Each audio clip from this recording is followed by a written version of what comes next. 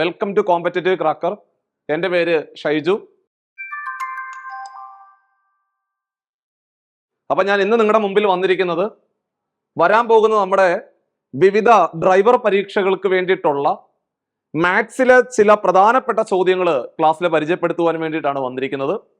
മാത്സിനകത്തെ ഓരോ മാർക്കും വരാൻ പോകുന്ന ഡ്രൈവർ പരീക്ഷകളിലെ വളരെ നിർണായകമാണ്. കാരണം നമുക്ക് മാത്സ് എന്ന് പറയുന്ന പോർഷൻ പഠിച്ചു കഴിഞ്ഞാൽ നമുക്ക് മാർക്ക് ഉറപ്പിക്കാൻ പറ്റും. ഏതെങ്കിലും ഒരു ടോപ്പിക്ക് നിങ്ങൾ എടുത്തു വെച്ച് ഡീറ്റെയിൽഡ് ആയിട്ട് പഠിക്കുകയാണെന്നുണ്ടെങ്കിൽ ആ ടോപ്പിക്ക് നിങ്ങളുടെ കയ്യിൽ സെറ്റ് ആകുകയും ചെയ്യും.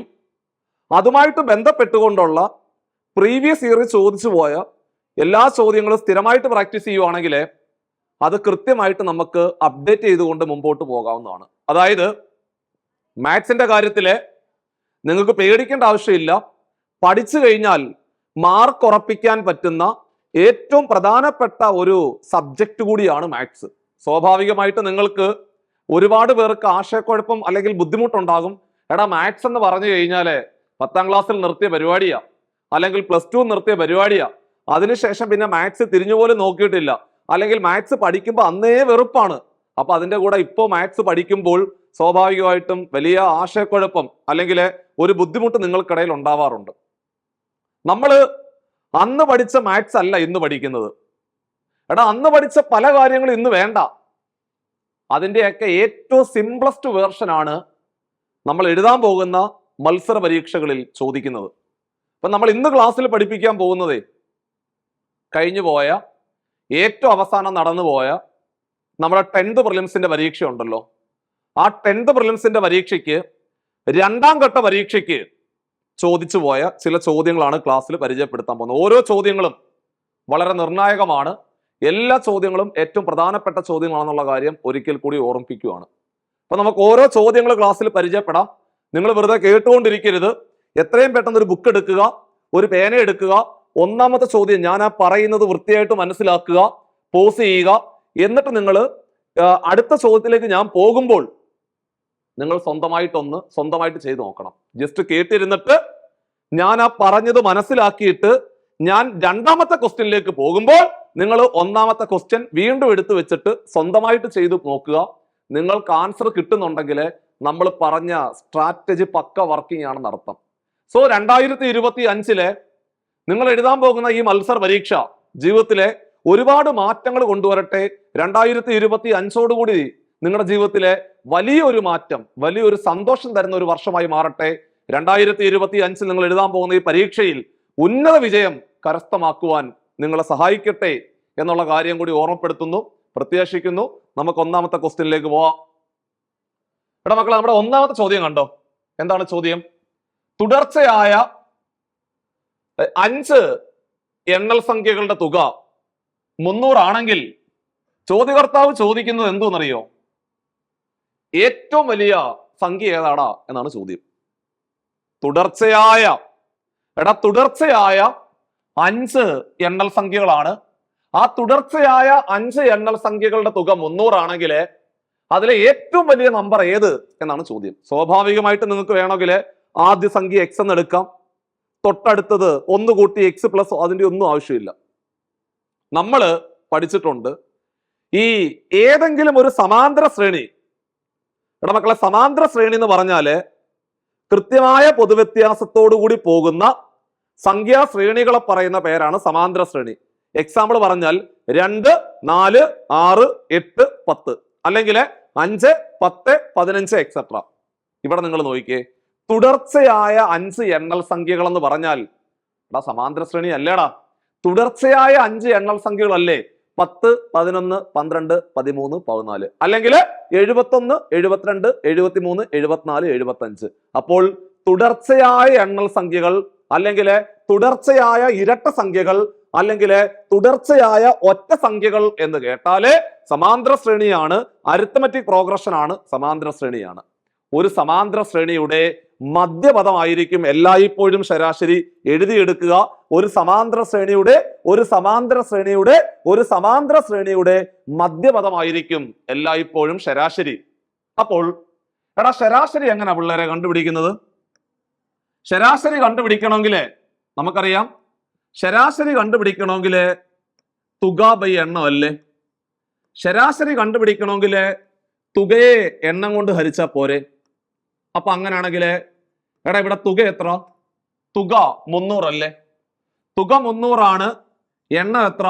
എണ്ണം 5 സംഖ്യകളാണ്. 300നെ 5 കൊണ്ട് ഹരിച്ചാൽ 60 എന്ന് വരും. ശരാശരി എല്ലായ്പ്പോഴും മധ്യപദമാണ്.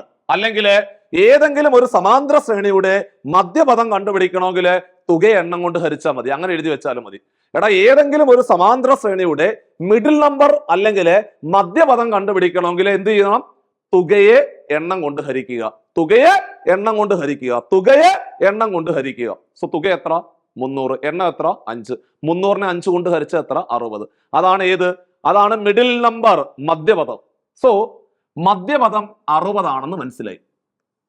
അങ്ങനെ ഒരു സംഖ്യ കിട്ടി, ഒരു നമ്പർ കിട്ടി. മൊത്തം എത്ര എണ്ണം ഉണ്ടാ? മൊത്തം 5 എണ്ണം അല്ലേ? മൊത്തം 5 സംഖ്യകളാണ് ഉള്ളത്. അതിലെ ഒരെണ്ണം കിട്ടിയില്ലേ? ഇനി എത്ര എണ്ണം ഉണ്ട്? ഇനി 4 എണ്ണം അല്ലേ ഉള്ളൂ. മൊത്തം 5. അതിലൊരെണ്ണം കിട്ടി, നടുക്കുള്ളവനെ കിട്ടി, നടുക്കുള്ളവനെ കിട്ടി, അവൻ ഇനി ബാക്കിയുള്ളത് 4. ആ 4 എണ്ണത്തിലെ 2 എണ്ണം വലദോഷത്തും വരും, 2 എണ്ണം ഇടദോഷത്തും വരും. മൊത്തം 5 എണ്ണം, ഒരെണ്ണം കിട്ടിയ പിന്നെ ബാക്കി 4. ആ 4 എണ്ണത്തില് 2 എണ്ണം വലദോഷത്തും വരും, 2 എണ്ണം ഇടദോഷത്തും വരും. സ്വാഭാവികമായിട്ടും അടുത്ത സംഖ്യ ഏതാടാ? 60 കഴിഞ്ഞ പിന്നെ അടുത്ത ഏതാ? 61. അതിനടുത്ത് ഏതാ? 62. അപ്പൊ വലിയ നമ്പർ ഏതാ? 62. ഉത്തരം 62 ആണ്. അതായത് ഓപ്ഷൻ ബി ആയിരുന്നു അതിന്റെ ശരിയായ ഉത്തരം. ചെറിയ സംഖ്യ ഏതെന്ന് ചോദിച്ചായിരുന്നെങ്കിലോ നിങ്ങൾ ഇങ്ങോട്ട് വരണം. ഏതാ? 59, 58. ഇത്രേ ഉള്ളൂ പരിപാടി. അപ്പോൾ നിങ്ങൾ വൃത്തിയായിട്ട് എഴുതിയെടുത്തോ. ഒരു സമാന്തര ശ്രേണിയുടെ മധ്യപദം കണ്ടുപിടിക്കണമെങ്കിൽ തുകയെ എണ്ണം കൊണ്ട് ഹരിച്ചാൽ മതി. ഒരു സമാന്തര ശ്രേണിയുടെ മധ്യപദം കണ്ടുപിടിക്കണമെങ്കിൽ തുകയെ എണ്ണം കൊണ്ട് ഹരിച്ചാല് എന്ത് കിട്ടൂടാ പിള്ളേരെ? മധ്യപദം അല്ലെങ്കിൽ മിഡിൽ നമ്പർ കിട്ടും എന്നുള്ള കാര്യം മനസ്സിലായി. സോ ഒന്നാമത്തെ ക്വസ്റ്റ്യൻ അവിടെ പറഞ്ഞ് നമ്മൾ അവസാനിപ്പിച്ചിരിക്കുകയാണ്. സോ നമുക്ക് രണ്ടാമത്തെ ക്വസ്റ്റ്യനിലേക്ക് പോവാം. രണ്ടാമത്തെ ചോദ്യം ശ്രദ്ധിച്ചു നോക്കിക്കേ. ഇതാണ് നമുക്ക് രണ്ടാമതായിട്ട് പരീക്ഷയ്ക്ക് ചോദിച്ച ആ ചോദ്യം നമ്മുടെ ബോർഡിൽ വന്നിട്ടുണ്ട്. സോ ചോദ്യം, താഴെ തന്നിരിക്കുന്ന ഭിന്നസംഖ്യാ ജോഡികളില് തുക 1 വരാത്തത് ഏതാണ് ഉവേ എന്നാണ് ചോദിച്ചത്. തുക 1 വരാത്തത് ഏതാണെന്നാണ് ചോദ്യം. കൂട്ടി നോക്കിക്കോ. കൂട്ടി നോക്കുമ്പോൾ തുക 1 വരാത്ത ഗ്രൂപ്പ് ഏതാണോ അതിനെ നിങ്ങൾ സെലക്ട് ചെയ്യണം. അപ്പോൾ നമ്മൾ ഭിന്നസംഖ്യകളെ ഡീറ്റെയിൽഡ് ആയിട്ട് പഠിക്കണം. ഭിന്നസംഖ്യകളുടെ തുക കണ്ടുപിടിക്കാനും വ്യത്യാസം കണ്ടുപിടിക്കാനും ഗുണിക്കാനും ഹരിക്കാനും വലുതേത് ചെറുതേത് ഇത്തരം ചോദ്യങ്ങളെല്ലാം ഏറ്റവും ഭംഗിയായിട്ട് പഠിച്ച് മുമ്പോട്ട് പോകണം. ഒന്നും കൂടെ പറയാം. ഭിന്നസംഖ്യകൾ, അതേപോലെ ദശാംശ സംഖ്യകൾ, കൃത്യംഗ സംഖ്യകൾ, കരണികൾ എന്നൊക്കെ പറയുന്ന ചെറിയ ചെറിയ ഭാഗങ്ങളുണ്ട്. ആ ഭാഗങ്ങളെല്ലാം നിങ്ങൾ ഓരോ ദിവസം അരമണിക്കൂർ സമയം വെച്ചിട്ട് മാറ്റി വെച്ചിട്ട് കൃത്യമായിട്ട് പഠിക്കണം. അപ്പൊ ഇവിടെ ചോദിച്ചത് താഴെ തന്നിരിക്കുന്ന ഭിന്നസംഖ്യാ ജോഡികളില് തുക 1 വരാത്തത് ഏതാണെന്നാണ് ചോദിച്ചേക്കുന്നത്. 1 വരാത്തതാണ് വേണ്ടത്. അപ്പൊ ഓരോന്ന് കൂട്ടി നോക്കണം. തുക 1 വരാത്തത് ഏതാണോ ദാറ്റ് ഈസ് ദ ആൻസർ. നോക്കിയോ, ഒന്നാമത്തെ ഓപ്ഷനിലേക്ക് നമ്മൾ പോകുന്നു. ഒന്നാമത്തത് 1/2 1/2 കൂടെ കൂട്ടി എത്ര? അരയും കൂടെ കൂട്ടിയാൽ എടാ അര 1/2 എന്ന് പറഞ്ഞ അരയല്ലേ പിള്ളേരെ? അരയും കൂടെ കൂട്ടി എത്ര? അരയും കൂടെ കൂട്ടിയ 1. സ്വാഭാവികം അല്ലേ? അല്ലെങ്കിൽ നമ്മൾ ചെറിയ ക്ലാസ്സിൽ പഠിച്ചിട്ടുണ്ട്, 2ഓ 2-ലധികമോ ഭിന്നസംഖ്യകളെ കൂട്ടാനോ കുറയ്ക്കാനോ ചോദിച്ചാൽ ഛേദം സെയിം ആണെങ്കിൽ ആ ഛേദം അതുപോലെ തന്നെ എഴുതി വെച്ചാൽ മതി. അപ്പോൾ 1 കൂടെ കൂട്ടിയാൽ 2. 2/2 ദാറ്റ് ഈസ് 1. അപ്പോൾ 2ഓ 2-ലധികമോ ഭിന്നസംഖ്യകളെ കൂട്ടാനോ കുറയ്ക്കാനോ ചോദിക്കുമ്പോൾ ഛേദം സെയിം ആണെങ്കിൽ, ഛേദം എന്ന് പറഞ്ഞാൽ താഴെ കിടക്കുന്നവനെ പറയുന്ന പേരാണ് ഛേദം. എടാ പിള്ളേരെ, ഛേദം സെയിം ആണെങ്കിൽ ആ ഛേദം അതുപോലെ തന്നെ എഴുതി വെച്ചിട്ട് അംശങ്ങൾ അങ്ങോട്ട് കൂട്ടി വെച്ചാൽ മതി. കണ്ടോ? ഇനി അടുത്ത ഓപ്ഷനിലേക്ക് വേണം. 2/3 1/3 കൂട്ട്. ഛേദം സെയിം ആണോ? ആണ്. അപ്പൊ എന്ത് ചെയ്താൽ മതി? അംശങ്ങൾ കൂട്ടിയാൽ മതി. 2 1 കൂടെ കൂട്ടിയ എത്ര? 3. 3/3 എന്ന് പറഞ്ഞാൽ എത്ര? 3/3 എന്ന് പറഞ്ഞാൽ 1 അല്ലേ? ആണ്. വിട്. ഇനി അടുത്തത് ഛേദം സെയിം ആണോ? 11 11 ആണ്. അംശങ്ങൾ കൂട്ടറ, 5 4 കൂടെ കൂട്ടി എത്ര? 9. 9/11 എന്ന് പറഞ്ഞ ഒന്നാണോ? അല്ല. അപ്പൊ അതാണ് ആൻസർ. ഓപ്ഷൻ സി ആണ് ആൻസർ. അടുത്ത ഓപ്ഷനിലേക്ക് പോകേണ്ട ആവശ്യമില്ല. ഒന്ന് വരാത്തതേത് എന്നാണ് ചോദിച്ചത്. ഇതൊന്ന് വരും, ഇത് ഒന്ന് വരും, ഇതൊന്നും വരുന്നില്ല. അപ്പൊ ഓപ്ഷൻ സി ആയിരുന്നു അതിന്റെ റൈറ്റ് ആൻസർ. ഇത്തരത്തിലെ ഭിന്നസംഖ്യകളെ കൂട്ടാനും കുറയ്ക്കാനും ഗുണിക്കാനും ഹരിക്കാനും വൃത്തിയായിട്ട് പഠിച്ചു വെച്ചോണം. ഇതാണ് നമ്മുടെ 10th പ്രിലിംസിന്റെ 2ാം ഘട്ട പരീക്ഷയ്ക്ക് ചോദിച്ച വളരെ പ്രധാനപ്പെട്ട ഒരു ചോദ്യമാണ് ക്ലാസ്സിലെ പരിചയപ്പെടുത്തിയത്. അടുത്ത 3ാമത്തെ ക്വസ്റ്റ്യനിലേക്ക് നമ്മൾ കടക്കുന്നു. ശ്രദ്ധിച്ചോ, 3ാമത്തെ ചോദ്യം വായിച്ചു നോക്കിക്കേ. 36 ലിറ്റർ വെള്ളം കൊള്ളുന്ന ഒരു ടാങ്കില് കുറച്ച് വെള്ളം ഇപ്പോ ഉണ്ട്. 20 ലിറ്റർ വെള്ളം കൂടി ഒഴിച്ചപ്പോൾ 1/4 ഭാഗം നിറഞ്ഞു എങ്കിൽ ആദ്യം ടാങ്കില് എത്ര ലിറ്റർ വെള്ളം ഉണ്ടായിരുന്നു എന്നാണ് ചോദിച്ചത്. സ്വാഭാവികമായിട്ടും എടാ ഇതാണ് ഒരു ടാങ്ക്, കണ്ടോ, ഇതാണ് ഒരു ടാങ്ക്. ഈ ടാങ്കില് കുറച്ച് വെള്ളം ഉണ്ട്, കണ്ടോ. ഇത്രയും വെള്ളം ഉണ്ടായിരുന്നു കരുത്, കണ്ടോ, ഇത്രയും വെള്ളം ഉണ്ടായിരുന്നു എന്ന് കരുതുക. നമ്മൾ എന്ത് ചെയ്തു?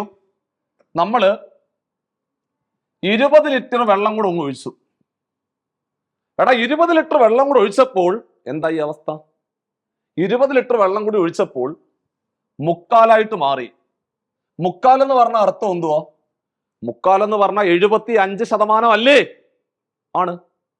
കാരണം 1/4 എന്ന് പറഞ്ഞാൽ 1/4 അല്ലെങ്കിൽ 25%. അര, അതായത് 1/2 എന്ന് പറഞ്ഞാൽ 50% 1/4 എന്ന് പറഞ്ഞാല്, എടാ പിള്ളേരെ 1/4 എന്ന് പറഞ്ഞു കഴിഞ്ഞാല് 75% എന്നുള്ള കാര്യം മനസ്സിലായി. സോ അങ്ങനെയാണെങ്കിൽ നമ്മളൊന്ന് ആലോചിച്ച് നോക്കിക്കേ. എങ്കില് ആദ്യം ടാങ്കില് എത്ര ലിറ്റർ വെള്ളം ഉണ്ടായിരുന്നു എന്നാണ് ചോദ്യം. അപ്പോൾ ഒരു ടാങ്കിന്റെ കപ്പാസിറ്റി 36 ലിറ്റർ അല്ലേ? 36 ലിറ്റർ കൊള്ളുന്ന ഒരു ടാങ്കാ. എടാ 36 ലിറ്റർ വെള്ളം കൊള്ളുന്ന ഒരു ടാങ്കില് കുറച്ച് വെള്ളം ഉണ്ടായിരുന്നു. എത്ര ലിറ്റർ ഉണ്ടായിരുന്നു എന്ന് ചോദിച്ചാൽ എനിക്കറിയില്ല. എത്ര ലിറ്റർ ഉണ്ടായിരുന്നു എന്ന് ചോദിച്ചു കഴിഞ്ഞാല് എനിക്കറിയില്ല. അതിനകത്തേക്ക് 20 ലിറ്ററും കൂടെ ഒഴിച്ചു. അങ്ങനെ 20 ലിറ്റർ കൂടി ഒഴിക്കുമ്പോഴാണ് 1/4 ഭാഗം നിറയുന്നത്. അപ്പോൾ നിങ്ങളൊന്ന് ആലോചിച്ച് നോക്കിക്കണം. മൊത്തം 36 ലിറ്റർ ഉള്ള ഒരു വലിയ ടാങ്ക്, അതിന്റെ 1/4 എന്ന് പറഞ്ഞാൽ എന്തുവാ? 36ന്റെ 1/4 എത്ര? അപ്പൊ നമ്മൾ എന്ത് ചെയ്യണം? 36ന്റെ 1/4 എന്ന് കണ്ടുപിടിച്ചേ. 36ന്റെ 1/4 ആണ്ടേ. 36ന്റെ 1/4 എത്ര? 4ന്റെ 9ാമത്തെ മൾട്ടിപ്പിൾ അല്ലേ 36? 9 3 കൂടെ ഗുണിച്ചാൽ എത്ര? 27 എന്ന് മനസ്സിലായോ?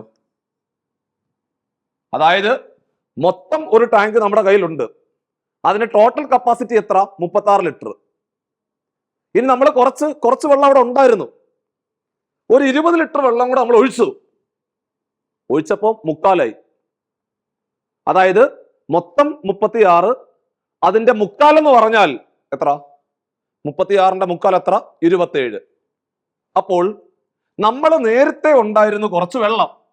നേരത്തെ കുറച്ച് വെള്ളം ഉണ്ടായിരുന്നടാ, എനിക്കറിയില്ല. നേരത്തെ കുറച്ച് വെള്ളം ഉണ്ടായിരുന്നു. അതിന്റെ കൂടെ ഒരു 20 ലിറ്റർ വെള്ളം കൂടെ ഒഴിച്ചു. ഒരു 20 ലിറ്റർ വെള്ളം കൂടെ ഒഴിക്കുമ്പോൾ എന്താണ് അവസ്ഥ?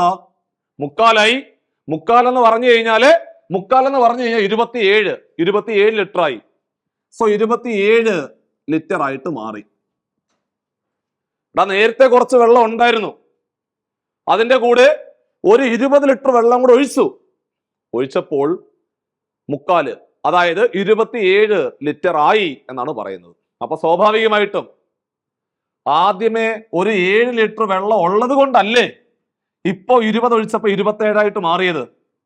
അപ്പൊ നേരത്തെ 7 ലിറ്റർ വെള്ളം ഉണ്ടായിരുന്നു എന്നുള്ള അസംഷൻത്തിലേക്ക് പോകാവുന്നതാണ്.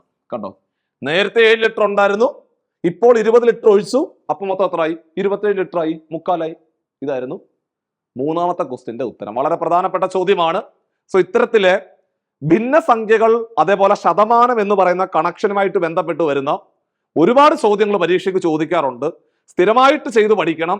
ഇത് നമ്മുടെ ഈ ചോദ്യപേപ്പറിന്റെ പ്രത്യേകത, നമ്മൾ ഏറ്റവും അവസാനം കേരള PSC നടത്തി മാറിയ ഒരു 10th ലെവൽ പ്രിലിംസിന്റെ പരീക്ഷയുടെ ക്വസ്റ്റ്യൻ പേപ്പർ ആണ്. സോ ഭംഗിയായിട്ട് ചെയ്തു പഠിക്കുക, എല്ലാ ചോദ്യങ്ങളും ചെയ്തു പഠിക്കണം എന്നുള്ള ഓർമ്മപ്പെടുത്തൽ കൂടിയാണ് ആ ഒരു ക്വസ്റ്റ്യൻ പേപ്പറിന്റെ പാറ്റേൺ എന്ന് പറഞ്ഞു കഴിഞ്ഞാൽ. സോ അടുത്ത ക്വസ്റ്റ്യനിലേക്ക് നമ്മൾ പതിയെ കടക്കുന്നു. ചോദ്യം, താഴെ തന്നിരിക്കുന്നവയിൽ പൂർണ്ണവർഗം ഏതാണ് എന്നാണ് ചോദ്യം. എപ്പോഴും കാണുന്ന ക്വസ്റ്റ്യനാണ്. അതിപ്പോ നമ്മുടെ പോലീസിന്റെ പരീക്ഷ ആയിക്കോട്ടെ, എക്സൈസിന്റെ പരീക്ഷ ആയിക്കോട്ടെ, അല്ലെങ്കിൽ ഫയറിന്റെ പരീക്ഷ ആയിക്കോട്ടെ, സാധാരണ ഫോഴ്സ് പരീക്ഷകൾ, യൂണിഫോം തസ്തികകൾക്ക് വേണ്ടിയിട്ടുള്ള ഫോഴ്സ് പരീക്ഷകൾക്കെല്ലാം സ്ഥിരമായിട്ട് കാണുന്ന ഒരു ചോദ്യമാണ്. താഴെ തന്നിരിക്കുന്നവയിൽ പൂർണ്ണവർഗ സംഖ്യ ഏത് എന്നാണ് ചോദ്യം. അപ്പൊ ആദ്യം മനസ്സിലാക്കേണ്ടത് എന്താണ് പൂർണ്ണവർഗ സംഖ്യ എന്ന് മനസ്സിലാക്കണം. എടാ, എന്താണ് പൂർണ്ണവർഗ സംഖ്യ എന്ന് ചോദിച്ചാൽ നമുക്ക് എല്ലാവർക്കും അറിയാം.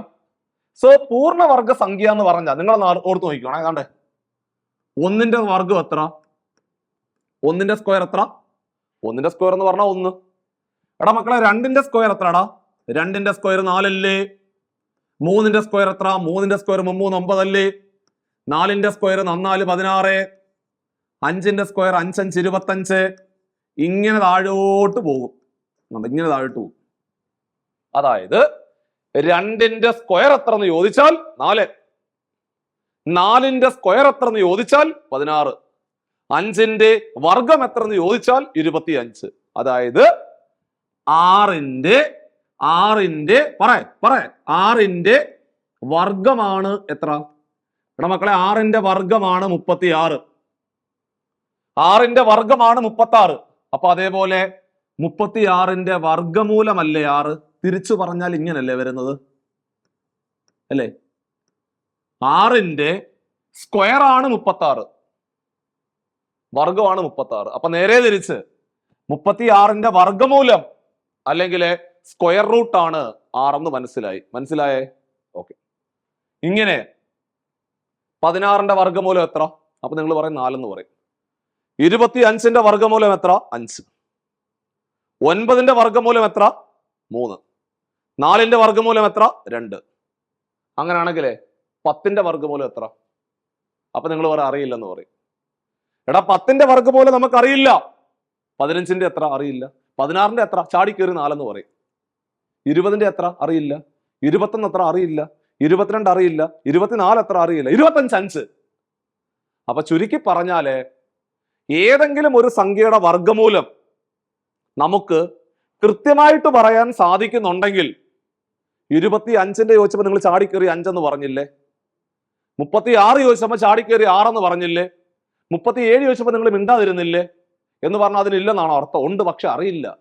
അപ്പോൾ ഒരു സംഖ്യയുടെ വർഗമൂലം കൃത്യമായിട്ട് പറയാൻ സാധിക്കുവാണെങ്കിൽ അത്തരം സംഖ്യകളെ പറയുന്ന പേരാണ് പൂർണ്ണവർഗ സംഖ്യ എന്ന് പറയും. ഓർത്തിരുന്നോട്ടോ. അപ്പൊ എന്താണ് പൂർണ്ണവർഗ സംഖ്യ എന്ന് ആരെങ്കിലും ചോദിച്ചാൽ നിങ്ങൾ പറഞ്ഞു കൊടുക്കണം, ഒരു സംഖ്യയുടെ വർഗമൂലം കൃത്യമായിട്ട് പറയാൻ സാധിക്കുവാണെങ്കിൽ അത്തരം സംഖ്യകളെ പറയുന്ന പേരാണ് പൂർണ്ണവർഗ സംഖ്യ എന്ന് പറയും. എക്സാമ്പിൾ പറഞ്ഞാല് 1 4 9 16 25 36 49 ഇതൊക്കെയാണ് പൂർണ്ണവർഗ സംഖ്യകൾ. അങ്ങനാണെങ്കിൽ എടാ, ഈ 12 എന്ന് പറയുന്ന സംഖ്യ പൂർണ്ണവർഗ സംഖ്യയാണോ? അല്ല. കാരണം എന്താ? 12ന്റെ സ്ക്വയർ റൂട്ട് നമുക്കറിയില്ല. അപ്പോൾ ഇതൊക്കെയാണ് പൂർണ്ണവർഗ സംഖ്യ എന്ന് പറയുന്ന വാക്കിന്റെ അർത്ഥം. ഇനി മറ്റൊരു പ്രത്യേകത, ഈ പൂർണ്ണവർഗ സംഖ്യകളുടെ അവസാനത്തെ അക്കം ഒരിക്കലും 2 3 7 8 വരില്ല.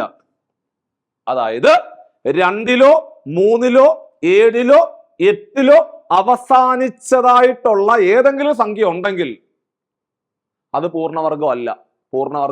അതായത് എടാ കുഞ്ഞുങ്ങളെ, 528 എന്ന് പറയുന്ന ഒരു സംഖ്യ പൂർണ്ണവർഗ സംഖ്യയാണോ? അല്ല. കാരണം എന്താ? അവസാനത്തെ അക്കം 8 ആണ്. അവസാനത്തെ അക്കം 2 3 7 8 വരുവാണെങ്കിൽ അതൊന്നും എന്തല്ല? പൂർണ്ണവർഗ സംഖ്യകളല്ല എന്ന് വൃത്തിയായിട്ട് ഓർത്തിരിക്കണം. അതായത് പൂർണ്ണവർഗ സംഖ്യകളുടെ അവസാനത്തെ അക്കം ഒരിക്കലും 2 3 7 8 വരില്ല വരില്ല വരില്ല വരില്ല, അങ്ങനെ തന്നെ പഠിച്ചു വെച്ചോണം. സോ ഒരിക്കലും മറന്നു പോകാൻ പാടില്ല. ഓക്കെ, ഇനി ഏതെങ്കിലും ഒരു കൃത്യംഗ സംഖ്യ തന്നിട്ട്, ഏതെങ്കിലും ഒരു കൃത്യംഗ സംഖ്യ തന്നിട്ട് പൂർണ്ണവർഗം ഏത് എന്ന് ചോദിച്ചാൽ നിങ്ങൾ ചെയ്യേണ്ട പരിപാടി എന്തെന്ന് അറിയോ? അതിന്റെ പവർ നോക്കണം. അതിന്റെ പവർ ഒരു ഇരട്ട സംഖ്യയാണെങ്കിൽ കണ്ണും പൂട്ടി പറയാം അവൻ പൂർണ്ണവർഗമാണെന്ന് പറയാം. സോ ഇവിടുത്തെ പവർ എത്ര? 3 അല്ലേ? കുഞ്ഞുങ്ങളെ, ഇവിടുത്തെ പവർ 3 അല്ലേ? 3 എന്ന് പറഞ്ഞ ഒറ്റ സംഖ്യയല്ലേ? അപ്പോൾ 5⁻3 എന്ന് പറയുന്ന സംഖ്യ എന്തല്ല? പൂർണ്ണവർഗം അല്ല. അടുത്തത് 5⁻4. പവർ ഒരു ഈവൻ നമ്പർ അല്ലേ? ഇരട്ട സംഖ്യ അല്ലേ? ആണ്. അപ്പൊ അതുകൊണ്ട് 5⁻4 എന്ന് പറയുന്ന സംഖ്യ ഒരു പൂർണ്ണവർഗ സംഖ്യയാണ്, പെർഫെക്റ്റ് സ്ക്വയർ നമ്പർ ആണ്, പൂർണ്ണവർഗ സംഖ്യയാണെന്ന് പറയാം. അപ്പോൾ ഏതെങ്കിലും ഒരു കൃത്യംഗ സംഖ്യ തന്നിട്ട് പൂർണ്ണവർഗ സംഖ്യ ഏത് എന്ന് ചോദിച്ചാല് പവർ നോക്കുക. പവർ ഇരട്ട സംഖ്യയാണെങ്കിൽ കണ്ണും പൂട്ടി പറയാം എന്താണെന്ന്? പൂർണ്ണവർഗ സംഖ്യയാണെന്ന് കണ്ണും പൂട്ടി പറയാം. സോ നല്ല ചോദ്യമാണ് പരീക്ഷയ്ക്ക് ചോദിച്ച് അവസാനിച്ചത്. അടുത്ത ക്വസ്റ്റ്യനിലേക്ക് പോകുന്നതിന് മുമ്പേ നമുക്കറിയാം, സോ ഈ പോലീസ് ഡ്രൈവറിന്റെ പരീക്ഷയ്ക്ക് തയ്യാറെടുക്കുന്ന എല്ലാ ഉദ്യോഗാർത്ഥികളും നമ്മളെപ്പോലെ തന്നെ രാവിലെ മുതൽ വൈകുന്നേരം വരെ ഒരു പ്രൈവറ്റ് ഫീൽഡിലെ സ്ഥിരമായിട്ട് വണ്ടി ഓടിച്ചുകൊണ്ടിരിക്കുന്ന ഡ്രൈവർമാരായിരിക്കും.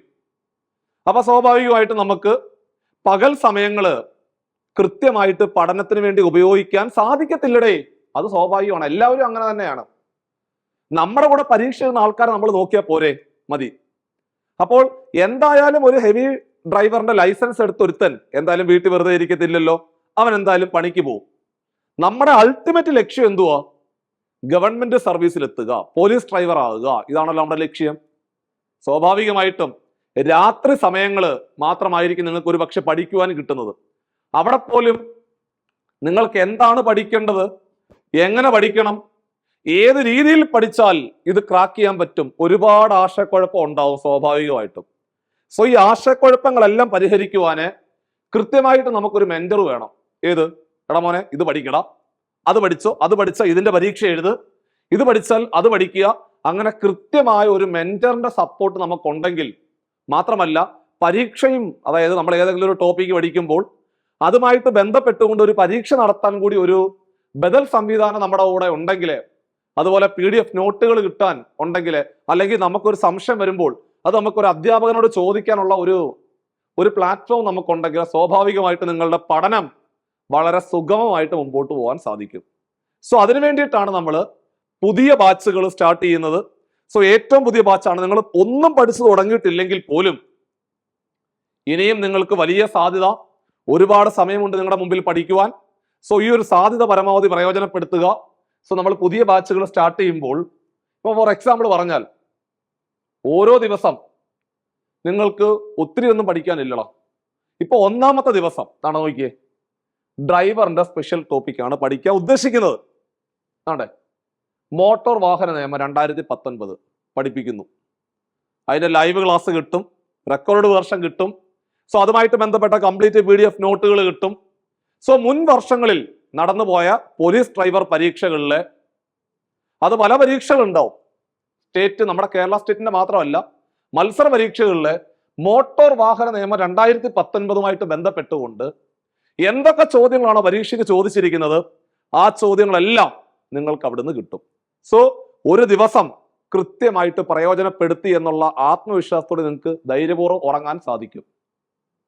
രണ്ടാമത്തെ ദിവസത്തിലേക്ക് പോകുമ്പോൾ മാത്സ് ആണല്ലോ ബുദ്ധിമുട്ട്. മാത്സിനകത്തെ സംഖ്യകളും അടിസ്ഥാന ക്രിയകളും എന്ന് പറയുന്ന ഭാഗം, അതിന്റെ റെക്കോർഡ് ക്ലാസ്സുകൾ നിങ്ങൾ കണ്ടുപിടിക്കുക. സ്വാഭാവികമായിട്ടും അടുത്ത ദിവസം ലൈവ് ക്ലാസ് ഉണ്ടാവും. ലൈവ് നിങ്ങളുടെ സംശയങ്ങൾ അധ്യാപകനോട് ചോദിക്കുക. അതുമായിട്ട് ബന്ധപ്പെട്ടുകൊണ്ട് പരീക്ഷ എഴുതുക. പരീക്ഷ എഴുതി ആ ടോപ്പിക് ക്ലിയർ ചെയ്യുക. അങ്ങനെ രണ്ടാമത്തെ ദിവസവും കഴിഞ്ഞു. ഇങ്ങനെ കൃത്യമായിട്ട് ടൈം ടേബിൾ അറേഞ്ച് ചെയ്തുകൊണ്ട് നിങ്ങൾക്ക് മുമ്പോട്ട് പോകണമെന്നുണ്ടെങ്കിൽ ഇതുപോലുള്ള ബാച്ചുകളിൽ നിങ്ങൾക്ക് അഡ്മിഷൻ എടുത്തുകൊണ്ട് മുമ്പോട്ട് പോകാവുന്നതാണ്. ഈ ഒരു സാധ്യത പരമാവധി പ്രയോജനപ്പെടുത്തി മുമ്പോട്ട് പോകാവുന്നതാണ്. നിങ്ങളുടെ സമയം, പഠിക്കാൻ നിങ്ങളിരിക്കുന്ന കൃത്യമായ സമയം ഒരു റാങ്ക് ഫയൽ തുറന്നു വെച്ച് എന്തെങ്കിലുമൊക്കെ പഠിച്ചു എന്ന് പറഞ്ഞിട്ട് കാര്യമില്ല. നമ്മുടെ മുമ്പിലുള്ള സിലബസിനകത്ത് ഏറ്റവും കൂടുതൽ മാർക്ക് വന്നിരിക്കുന്ന ഭാഗം കണ്ടെത്തിക്കൊണ്ട് അത് കൃത്യമായിട്ട് ഒരു ടൈം ടേബിൾ അറേഞ്ച് ചെയ്തുകൊണ്ട് മുമ്പോട്ട് പഠിച്ചു പോയെങ്കിൽ മാത്രമേ വരാൻ പോകുന്ന പോലീസ് ഡ്രൈവർ പരീക്ഷ കൃത്യമായിട്ട് ക്രാക്ക് ചെയ്യാൻ സാധിക്കത്തുള്ളൂ. സോ അതിന്റെ ഭാഗമായിട്ടാണ് നമ്മൾ മാത്സിനകത്തെ ഈ ഏറ്റവും അവസാനം കേരള PSC നടത്തി മാറിയ 10th പ്രിലിംസിന്റെ കുറെ ചോദ്യങ്ങൾ ക്ലാസ്സിൽ പരിചയപ്പെടുത്തിയത്. സോ ഈ ഒരു ബാച്ചിലേക്ക് അഡ്മിഷൻ എടുക്കുവാൻ വേണ്ടിയിട്ട് ആ ബോർഡ് നമ്പറിലെ കോൺടാക്ട് ചെയ്യുക. ഓരോ ദിവസങ്ങളും കൃത്യമായിട്ട് ഫലപ്രദമായിട്ട് പ്രയോജനപ്പെടുത്തിക്കൊണ്ട് മുമ്പോട്ട് പോവുകയാണെന്നുണ്ടെങ്കിൽ 2025 2026 എന്ന് പറയുന്ന വർഷം നിങ്ങളുടെ ജീവിതത്തിലെ വലിയ സന്തോഷങ്ങളുള്ള ഒരു വർഷമായി മാറും. കാരണം ഇതൊരു ഫോഴ്സിന്റെ പരീക്ഷയാണ്. ലിസ്റ്റിന്റെ കാലാവധി 1 വർഷമാണ്. നിങ്ങൾ പഴയ കാര്യങ്ങളൊന്നും മൈൻഡ് ചെയ്യേണ്ട ആവശ്യമില്ല. സോ പുതുതിനെ കുറിച്ച് ആലോചിക്കുക, നമ്മുടെ സാധ്യതയെക്കുറിച്ച് ആലോചിക്കുക, നമ്മളെക്കുറിച്ച് ആലോചിക്കുക. നമുക്ക് സാധിക്കും എന്നുള്ള ആത്മവിശ്വാസത്തോടെ ദൃഢനിശ്ചയത്തോടുകൂടി നമ്മൾ മുമ്പോട്ട് പോകണമെന്നുണ്ടെങ്കിൽ 2025 2026 ഏറ്റവും കളർഫുൾ ആയിട്ടുള്ള വർഷം ആയിട്ട് മാറി നിങ്ങളുടെ ജീവിത ചരിത്രത്തില് വലിയ മാറ്റങ്ങൾ കൊണ്ടുവരാൻ സാധിക്കും എന്നുള്ളതാണ് യാഥാർത്ഥ്യത. അപ്പൊ നമുക്ക് മറ്റൊരു ചോദ്യം കൂടെ ക്ലാസ്സിൽ ഡിസ്കസ് ചെയ്യാവുന്നതാണ്. അപ്പൊ നമുക്ക് ആ ചോദ്യം പരിചയപ്പെടാം. ചോദ്യം ഇതാണ്: 1 കിലോഗ്രാം ആപ്പിളിന് 180 രൂപ, 1 കിലോഗ്രാം ഓറഞ്ചിന് 60 രൂപ. എടാ പിള്ളേരെ, 3 കിലോഗ്രാം ആപ്പിളിനും 4 കിലോഗ്രാം ഓറഞ്ചിനും കൂടെ ആകെ എത്ര രൂപ ചെലവാകും എന്നാണ് ചോദ്യം. ഇതാണ് ചോദ്യം. ഇപ്പൊ നിങ്ങളൊരു കാര്യം വിചാരിക്കുന്നു, സാറേ നമ്മുടെ പോലീസ് ഡ്രൈവർ പരീക്ഷയ്ക്ക് കഴിഞ്ഞ തവണത്തെ 10 ചോദ്യങ്ങൾ പരിശോധിക്കുകയാണെങ്കിൽ ഏറ്റവും നിലവാരമുള്ള ചോദ്യങ്ങളല്ലേ ചോദിച്ചത്? ആണടാ എന്ന് പറഞ്ഞിട്ട് അത് പഠിക്കാൻ പറ്റും ഇപ്പം തുടക്കത്തില്? അല്ല. നമ്മൾ തുടക്കം ഗംഭീരമാക്കിക്കൊണ്ട് മുമ്പോട്ട് പോകണം. 10th പ്രിലിംസ് പരീക്ഷകൾ 2021 മുതൽ 2024 വരെ അല്ലെങ്കിൽ 2025 വരെയുള്ള 10th പ്രിലിംസിന്റെ ചോദ്യങ്ങളെല്ലാം നിങ്ങൾ പഠിക്കണം. അതിനകത്ത് മെയിൻസിലേക്ക് പോവുക, 12th പ്രിലിംസിലേക്ക് പോവുക, ദെൻ 12th മെയിൻസിലേക്ക് പോകണം. ഇതാണ് പാറ്റേൺ എന്ന് പറഞ്ഞു കഴിഞ്ഞാൽ. അല്ല ചാടിക്കേറി അങ്ങോട്ടങ്ങ് പോവല്ല ചെയ്യേണ്ടത്. സോ ആദ്യം ബേസ്മെന്റ് സ്ട്രോങ് ആക്കണം, അതിനുശേഷം വേണം പ്രിപ്പയർ ചെയ്തുകൊണ്ട് മുമ്പോട്ട് പോകാൻ. ഇതൊന്നുമില്ല. നോക്കിക്കേ ചോദ്യം: 1 കിലോഗ്രാം ആപ്പിളിന്റെ വില എത്ര? 1 കിലോഗ്രാം ആപ്പിളിന്റെ വില 180 രൂപയാണ്. 1 കിലോഗ്രാം ആപ്പിളിന്റെ വില 180 രൂപ. 1 കിലോഗ്രാം ഓറഞ്ചിന്റെ വില 60 രൂപ. ചോദ്യം: 3 കിലോഗ്രാം ആപ്പിളിന്റെ വില. എടാ 3 കിലോഗ്രാം ആപ്പിളിന്റെ വില എന്ന് പറഞ്ഞാൽ 1 കിലോഗ്രാമിന്റെ വില 180 രൂപയാണെങ്കിൽ സ്വാഭാവികമായിട്ടും 3 കിലോഗ്രാമിന്റെ വില എത്ര? ആ 180നെ 3 കൊണ്ട് ഗുണിച്ചാൽ പോരെ? മതി. പ്ലസ് 1 കിലോഗ്രാം ഓറഞ്ചിന്റെ വില എത്ര? 60 രൂപ. അപ്പോൾ 4 കിലോഗ്രാം ഓറഞ്ചിന്റെ വില എത്ര? 1 കിലോഗ്രാം 60 ആണെങ്കിൽ 4 കിലോഗ്രാം 60 × 4. സോ കൂട്ടിയ ആൻസർ ആയി 180. 3 കൂടെ ഗുണിച്ചാൽ എത്ര? 180നെ 3 കൊണ്ട് ഗുണിച്ചാൽ 18 3 54 540 എന്ന് വരും. പ്ലസ് 60നെ 4 കൊണ്ട് ഗുണിച്ചാൽ 6 4 24 240 എന്ന് വരും.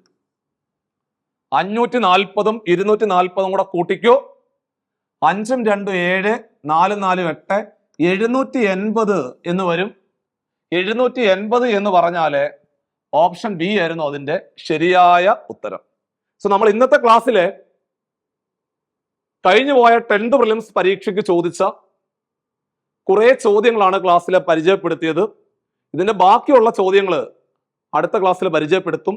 പ്രത്യേകം ശ്രദ്ധിക്കേണ്ട ഒരു കാര്യം, വരാൻ പോകുന്ന പോലീസ് ഡ്രൈവർ പരീക്ഷയ്ക്ക് തയ്യാറെടുക്കുന്ന ഉദ്യോഗാർത്ഥികളായ നിങ്ങൾ 2021 മുതൽ 2025 വരെയുള്ള 10th പ്രിലിംസിന്റെ ചോദ്യങ്ങൾ ആദ്യം കവർ ചെയ്യണം. അതിനുശേഷം 10th മെയിൻസിന്റെ ചോദ്യങ്ങൾ കവർ ചെയ്യണം, മാത്സ്. അതിനുശേഷം 12th പ്രിലിംസ് ഫുള്ള് കവർ ചെയ്യണം. അതേപോലെ 12th മെയിൻസിന്റെ ക്വസ്റ്റ്യൻ പേപ്പറും ഭംഗിയായിട്ട് ക്ലാസ്സിൽ ഇരുന്ന് പഠിച്ചുകൊണ്ട് മുമ്പോട്ട് പോകണം എന്നുള്ള ഓർമ്മപ്പെടുത്തൽ കൂടിയായിരുന്നു ഈ ഒരു ചോദ്യം. അപ്പൊ നമ്മുടെ ഇന്നത്തെ ക്ലാസ് ഇവിടെ വൈൻഡപ്പ് ചെയ്യുവാണ്. അപ്പം നമ്മുടെ ഇന്നത്തെ ക്ലാസ് നിങ്ങൾക്ക് ഇഷ്ടപ്പെട്ടുവെങ്കിൽ തീർച്ചയായിട്ടും നിങ്ങൾ ആദ്യമായിട്ടാണ് ഈ ചാനൽ കാണുന്നതെങ്കിൽ സബ്സ്ക്രൈബ് ചെയ്യുക. അതുപോലെ തന്നെ ഈ ഒരു വീഡിയോ നിങ്ങൾക്ക് ഇഷ്ടപ്പെട്ടുവെങ്കിൽ നിങ്ങളുടെ ഡ്രൈവർ സുഹൃത്തുക്കളിലേക്ക് പരമാവധി ഷെയർ എത്തിക്കുക. സോ ഓരോ അവസരങ്ങളും സ്വാഭാവികമായിട്ട് ഇനി തിരിച്ചു വരത്തില്ല.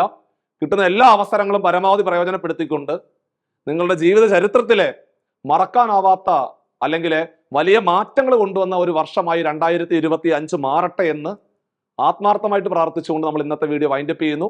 അടുത്തൊരു സെഷനിൽ നമുക്ക് വീണ്ടും കാണാം. So take care.